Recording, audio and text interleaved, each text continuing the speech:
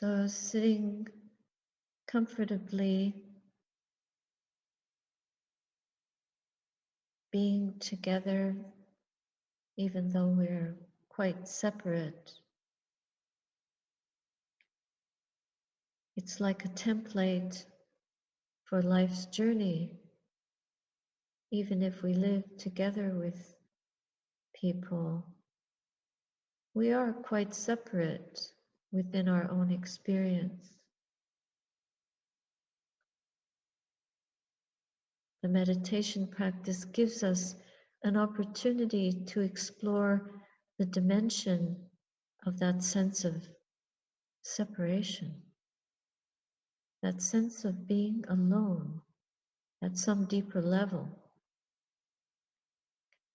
The paradox is that when we go deeply into our own awareness of the body, awareness of mental activity or mental sensations, feelings, objects, consciousness, dhammas, we realize that we're not separate at all. In fact, we're deeply, deeply connected. Perhaps this is the most inexplicable and surprising, but not surprising, teaching of the global COVID experience, is that we are so deeply connected in dis-ease, deeply connected in fear, deeply connected in suffering. But at the same time, we're deeply connected in the potential for joy, for touching a wellspring of joy within the heart, for opening to that joyousness and releasing the suffering, little by little growing in that agility to touch the depths and feel the goodness within. We feel it, we express it, and we recognize our communality in that we're all on the same path, on the same kind of journey. We can only walk our own journey. We can't walk anyone else's. We can only breathe our own breath here and now arising. We can't breathe anyone else's breath. We can only discern our own maras, our own illusions, our own anger, our own fears. We can't experience anyone else's in this way. We may be able to experience symptoms of that in others, but not from within. But we can know that every human being comes to a point of knowing, experiencing, living some form of suffering. By virtue of the fact that we're born, we grow, we get sick, we get old, and one day we disappear. The body disappears. What about the mind? That we don't know. So we explore in this way. We dive into the mental field, the mind knowing the body, and the body manifesting the condition of the mind. By studying and introspecting in this way, it's an inspection. It's a test, testing the water. How hot is it? How cold? How boiling? How pleasant? How unbearable? How much attachment we feel. All these different ranges of feelings and experiences we must study and fathom and come to understand breath by breath, moment by moment. The Buddha was so wise to direct us in this way, not through concept, but through direct experience, through direct examination, examining, knowing, understanding, realizing. So we breathe and we open, and the breath offers us up a deeper view. A view of what? Like going down to the bottom of the sea or to the top of a mountain,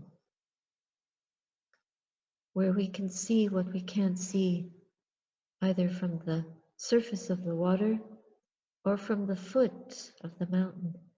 We cannot see what we see when we ascend or descend.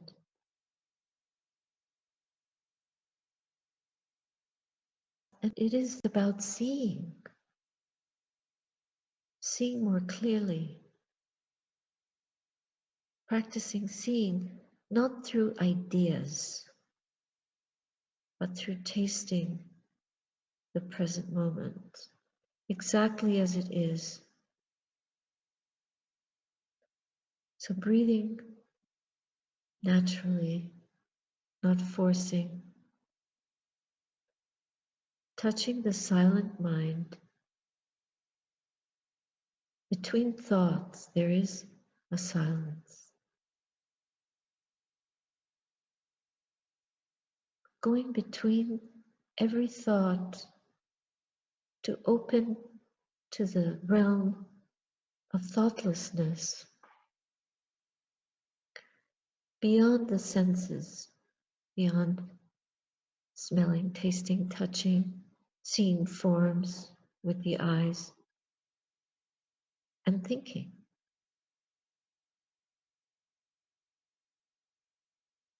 Or feeling with the body, that we are aware of bodily sensation in an intuitive way, not conceptually, oh, it hurts, I wish it would go away. But what is this hurt? What is this contraction of the heart when pain arises in the body? Just to feel the pain viscerally and let it go. And it arises again, a throbbing, a pulsing, a piercing, burning. Whatever it is, we experience it as it is, and we don't add a story to it.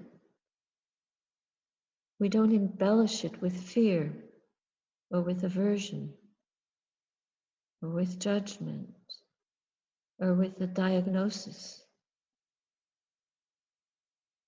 We just breathe into it moment by moment and let it be just exactly as it is.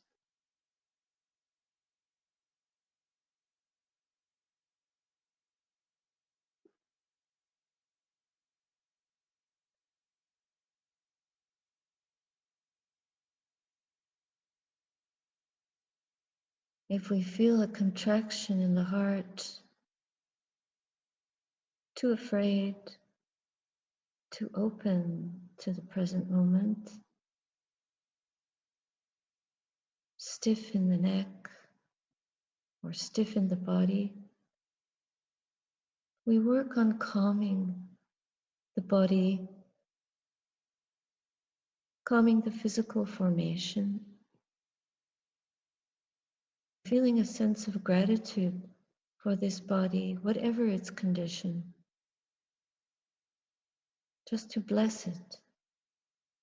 We can breathe. We're living. We bear the difficulty courageously. We look for the place in the body where there is some sense of well-being, not to focus on that which feels wrong or heavy.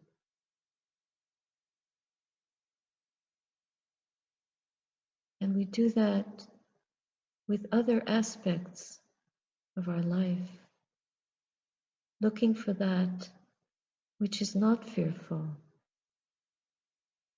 which is a blessing. The simplest thing, being able to breathe in and out, having the skin intact,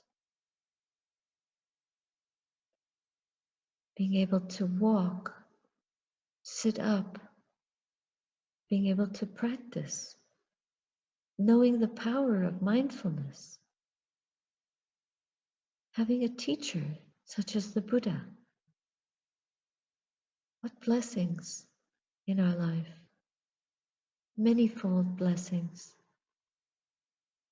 Let the mind be bright with blessing and not dark with doubt or dismay, with opinions, with the past and the future, but allowing this moment to open to a vast space of freedom.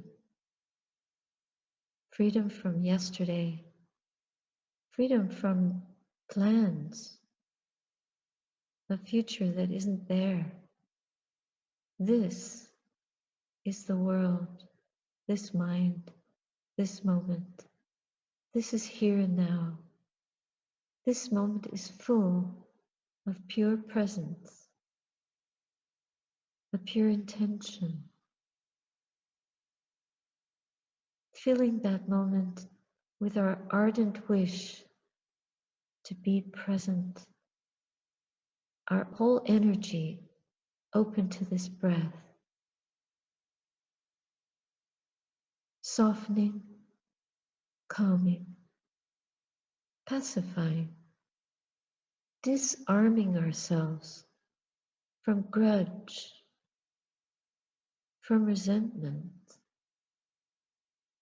from ideas about others, from fear about their ideas of us, to be selfless, to empty out all the rubbish in the heart and see the emptiness of all these conditions.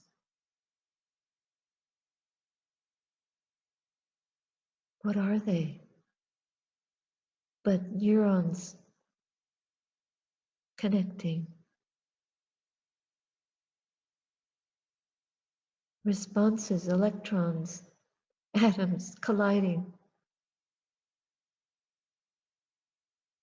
through mental processes, physical processes, in the nanosphere of our present moment attention. There is vast space between thought, and in that there is a depth of silence that is the highest peace that we can know. The deeper we go, the more aware we become of that. The more we ascend beyond any limits of concept, of conditioning, of cowardice.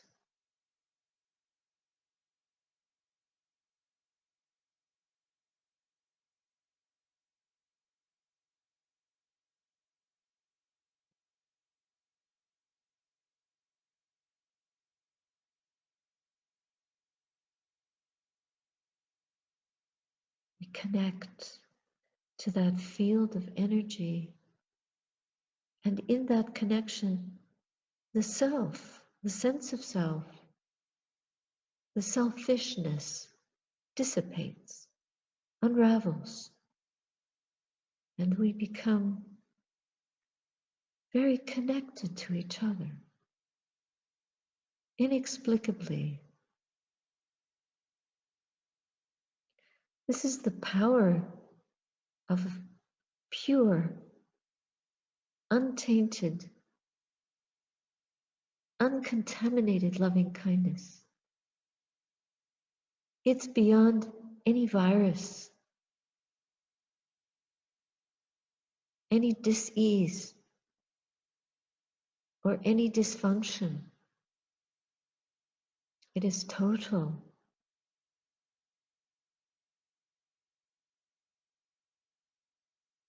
Limitless, boundless, healing. The deeper we enter into that field of energy, the greater our sense of blessing for ourselves, no less for each other, no less, not diminished by sharing that at all.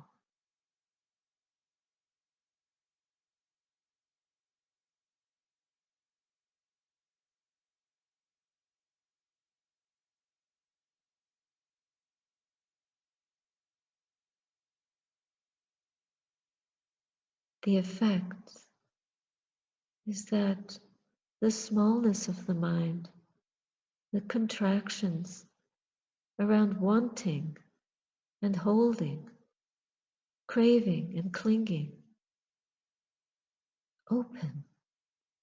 There is nothing at all that imprisons us. We become really free. It is a freedom. The freedom to breathe in this way. We have that choice. We offer ourselves to it, moment by moment, breath by breath, in boundless and pure awareness, fully present.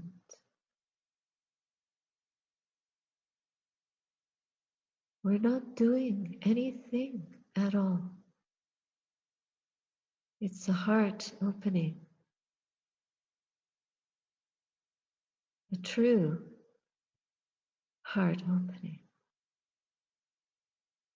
a discovery. We are uncovering. It's a revelation, that truth being revealed to us. And when it is revealed, oh, what joy. The truth that unbinds all the untruths we've been following for so long, maybe lifetimes. We don't know. We don't need to know. We just need to give ourselves to this process, here and now, to this Dhamma.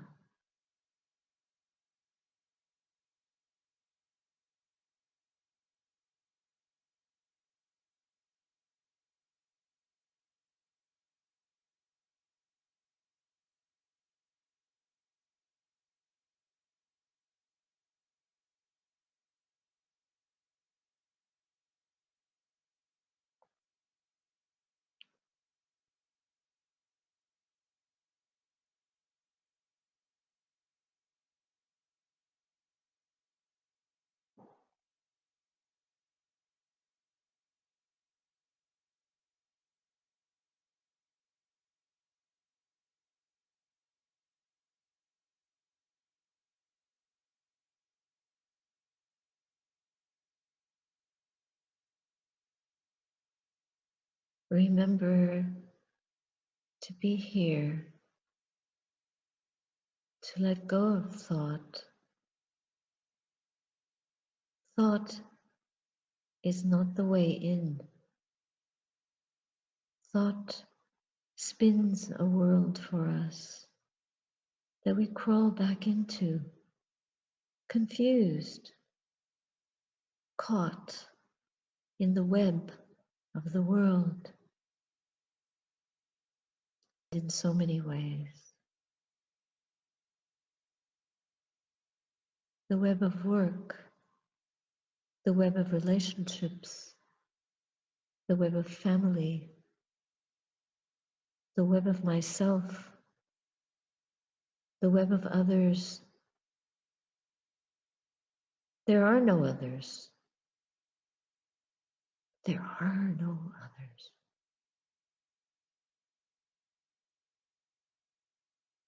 There is no separation.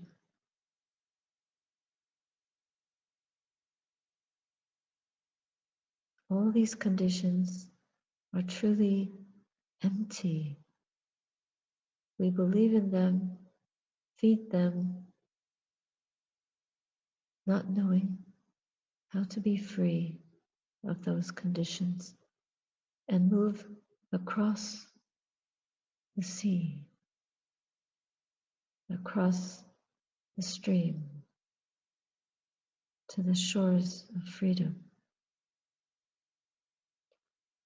We must cross. That is our mandate as human beings, is to cross over. We are not bound by ignorance. As long as we know that we need to see, we can penetrate through the veil of ignorance and see our way through to the other shore. Nibbana, the going out, the unbinding, the arising of the eye of Dhamma, the vision of truth that we long for. In every breath, we move away the dust a little bit more. And it is this way, one tiny step at a time. Never give up. We keep working in this way. Never giving up.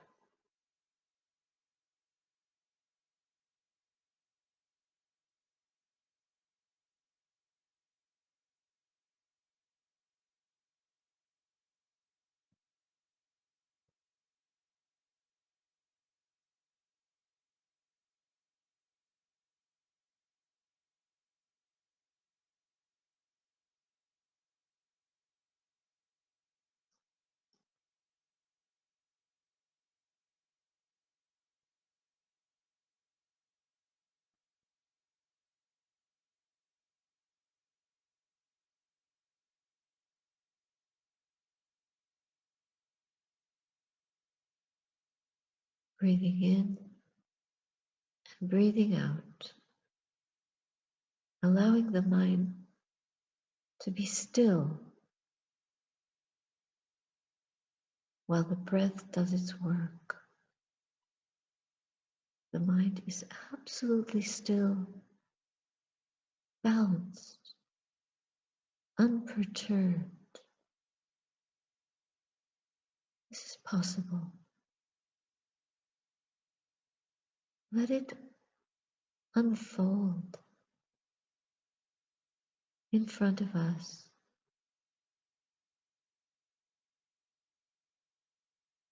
Opening to that,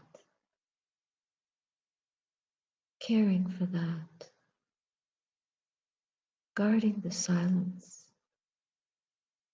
not allowing the restlessness, the wanting,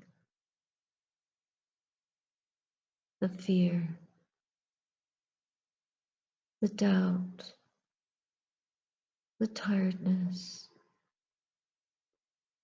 the judgment,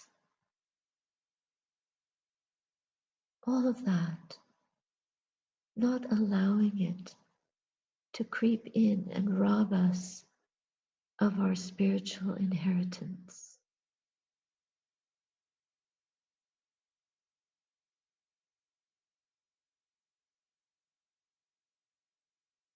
As the Buddha, sitting with his hand touching the earth,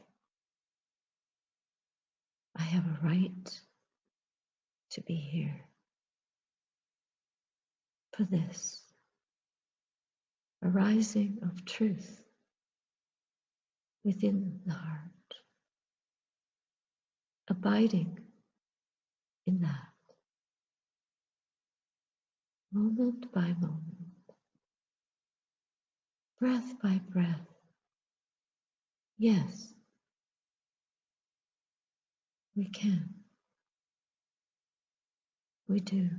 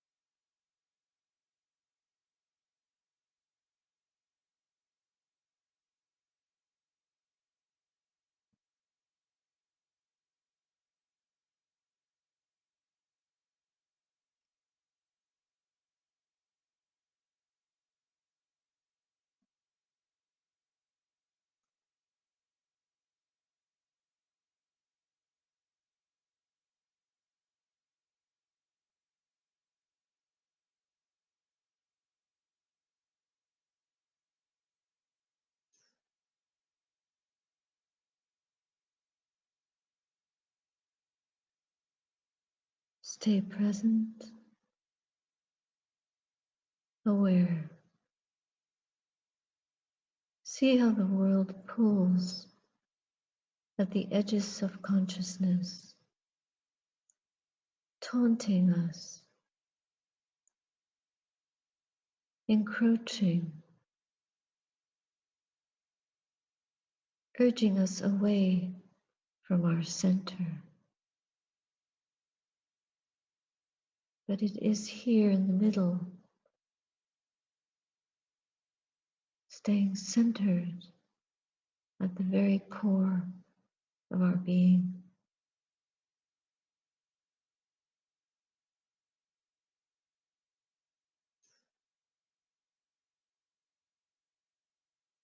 From within the belly, from the heart of the heart, where the breath has its source, ascends and descends. In that tiny movement runs the thread of our life. We honor it. We pay homage to that which offers us the knowing of the way to our freedom.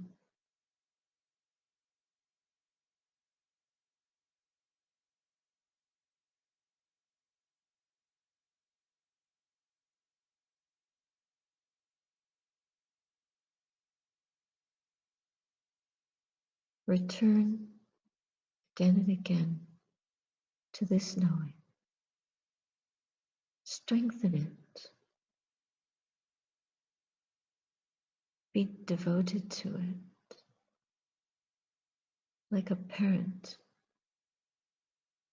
to its small child. We never leave it. We abandon all the obstacles to that unconditional lovingness.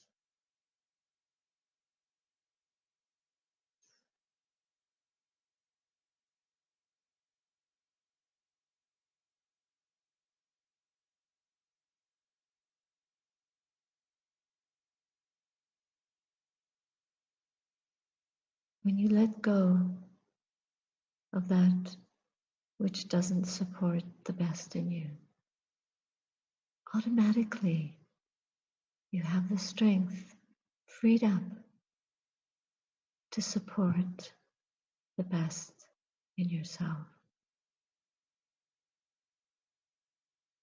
It's a natural unfolding. It is nature